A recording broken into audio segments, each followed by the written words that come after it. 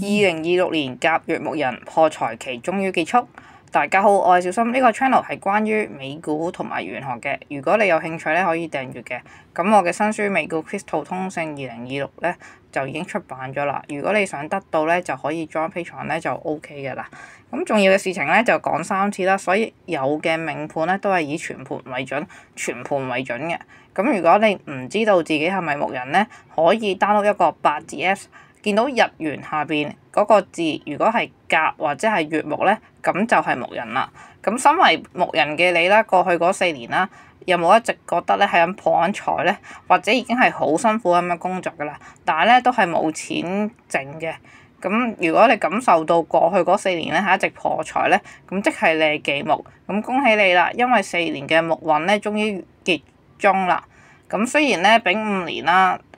火勢炎炎嘅，咁甲乙木咧同時都會見到食傷嘅，